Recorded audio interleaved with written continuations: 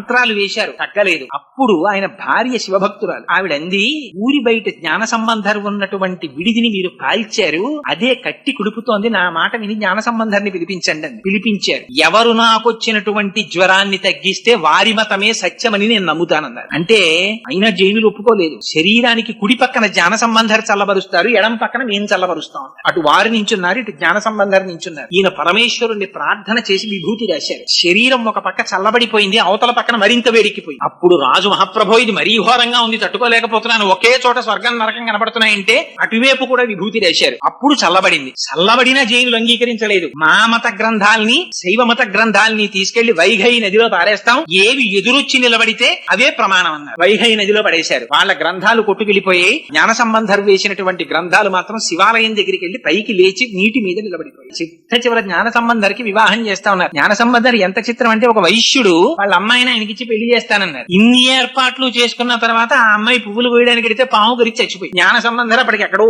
ఉన్నారు, ఏదో ఊళ్ళో దేవాలయంలో. ఆయన వచ్చే వరకు పార్థివ శరీరం ఉంటుందా?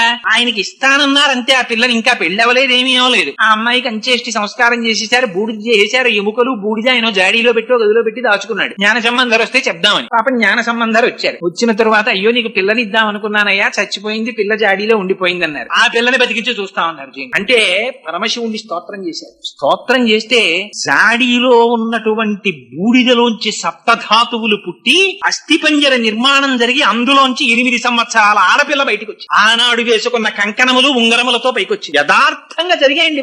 ఇవన్నీ పుక్కిట పురాణాలు నేను సొంతంగా చెప్తున్నాను అనుకుంటున్నారేమో. ఎప్పటివో కావు, కేవలం కొన్ని వందల సంవత్సరాల క్రితం జరిగిన యథార్థాలు ఇవన్నీ. జరిగితే అప్పుడు ఆ పిల్లని వివాహం చేసుకోమన్నారు. ఆ అమ్మాయికి పునర్జన్మనిచ్చాను కాబట్టి నేను తండ్రిని, నేను వివాహం చేసుకోనన్నారు. అది ఆయన ధర్మం. చేసుకోనని వెళ్ళిపోతే చిట్ట చివరికి ఒక అమ్మాయిని తీసుకొచ్చారు, ఆయనకి వివాహం చేశారు. చెయ్యగానే ఆయన స్తోత్రం చేసి, ఆయన సుబ్రహ్మణ్యావతారం. అది ఎప్పుడూ బ్రహ్మజ్ఞ, అది ఊర్ధ్వరేతస్కుడై బ్రహ్మజ్ఞాని అయి బ్రహ్మమై ఉంటారు. ఆయనకి సంసారంతో సంబంధం ఏమిటి? అందుకని ఆ భార్యని, బంధువులి అందరినీ తీసుకుని శివాలయానికి వెళ్ళారు. సర్వేశ్వర, నీ పాదముల యొక్క అమృతమునందు మునకలు వేసిన నాకు సంసార లంపటమా? నాకు వద్దు తండ్రి, నీలో కలిపేసుకోమని అడిగారు. బ్రహ్మాండమైన జ్యోతి స్తంభం ఏర్పడి ఆ రోజున జ్ఞాన సంబంధం పాడినటువంటి పత్రికానికి బంధువులందరితో సహా మోక్షానికి తీసుకెళ్లిపోయారు పరమశివుడు. అంత గొప్ప స్థితిని పొందారు.